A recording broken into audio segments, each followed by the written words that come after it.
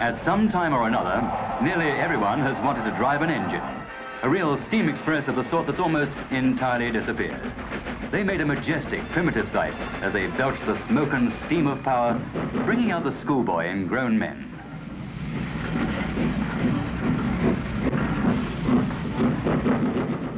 The real thing and the model.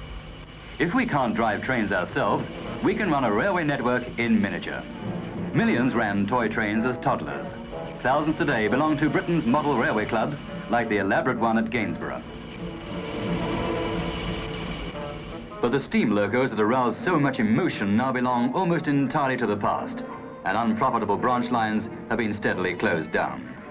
And as steam has given way to diesel, so a new hobby has grown up, not just in Britain, but on the continent and in America: the Railway Preservation Societies. People like the members of the Keighley and North Valley Railway in the heart of the Bronte country buy up and preserve the old lines.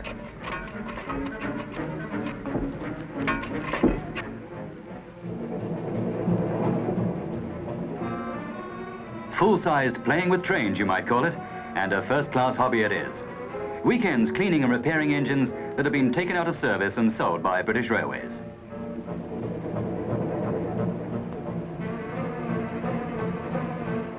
Maintaining 5 miles of track and taking the trains for a run, usually on Sundays. One day they hope to be allowed to take fare-paying passengers. No wonder this club alone has 1,000 members.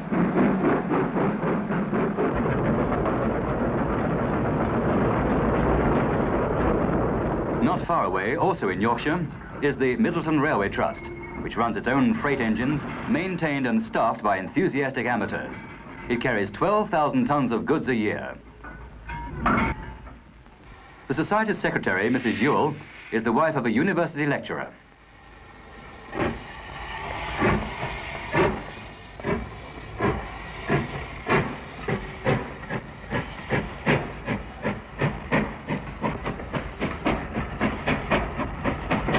There are now about 50 of these preservation societies, large and small, in Britain.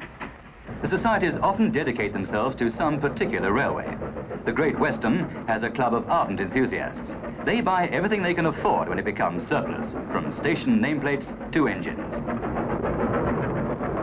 For their open day at Taplow, they borrow locos such as Pendennis Castle, once a world-famous flyer and now privately owned. Several thousands will often turn out to admire the old champions.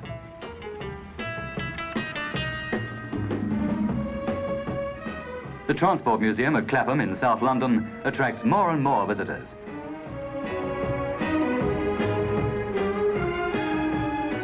When it has a special Sunday opening, long queues line up for the privilege of clambering around the footplate of the Mallard, while one of its old drivers explains the controls. The Mallard once did 126 miles an hour.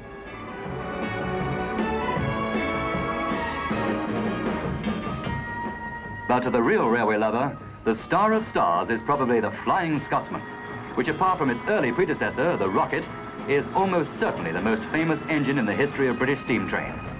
It was bought for £3,000 by an ex-railway executive, Alan Pegler, who has a long agreement with the British Railways Board to run it over the main lines on special trips for enthusiasts. Running it is quite a job. The engine is kept in the sheds at Doncaster, the last steam loco of a bygone era, a giant in an engine yard now given over to diesels. It takes 8 hours to get steam up, starting from a box of matches.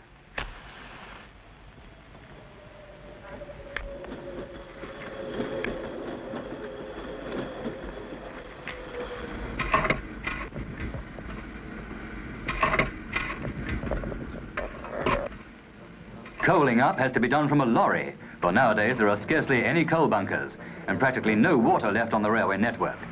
This means that long before the run, coaling and watering points have to be arranged along the route. Then 4472 is off on another run, packed with 500 enthusiasts who've paid up to £5 for the day's round trip.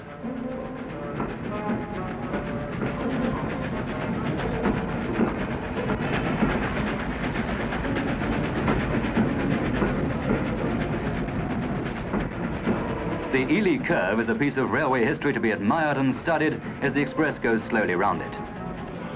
The great engines of the past have a personality of their own. Wherever the Flying Scotsman stops during a run across seemingly empty fen country, crowds appear in no time. Filling its tanks with their full quota of 11,000 gallons of water is almost a ceremony.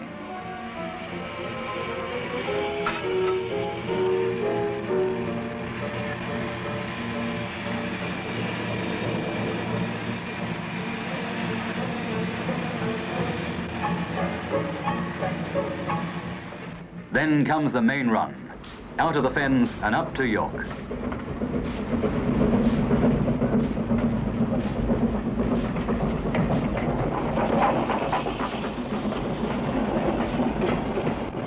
This is the time when the real enthusiast is really busy.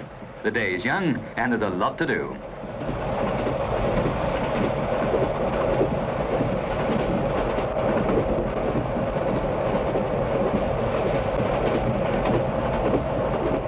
Railway fans don't only buy records and tapes of their favourite sounds, they take recordings and timings themselves and build up their own record books. We're having a wonderful time today because we're being pulled by the Flying Scotsman. It's certainly a great day for us because I've never been behind a steam engine before. Well, I suppose I've always been interested in railways, right from when I was a little girl. Haven't been over this line for some years, so I get a bit lost now. Yes, I've been interested in these trips for about 5 years and have been coming along on them.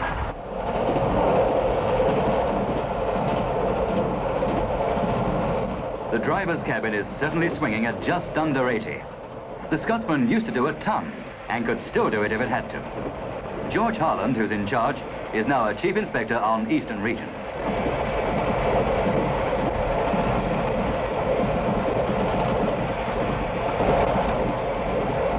Driver Billy Parfitt worked his way up to expresses in the old days of steam.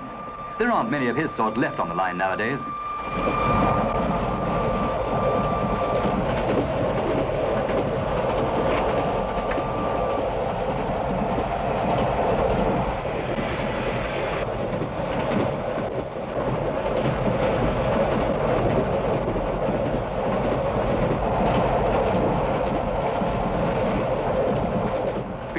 And Jack Nelson, taking turns to fire the engine, now drive diesels.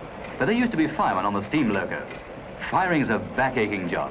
When she's at speed, she eats up nearly half a hundredweight of coal a mile, which means non-stop shoveling. Every mile, she uses 45 gallons of water. In the old days, on the fast runs, the steam locos used to scoop it up from a trough between the rails as they roared along. But nobody needs to give a diesel a drink.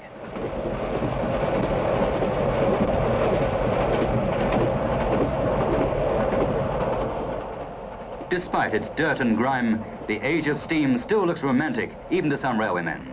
After his stint up forward, Bill Parfitt will come back through the corridor tender, have a meal, and talk to the fans.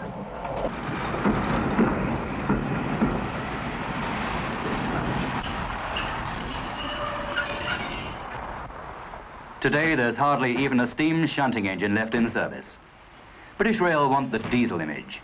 They seem to think the flying specials are more a nuisance than they're worth, and they've said there'll be no more private excursions after present commitments have been met.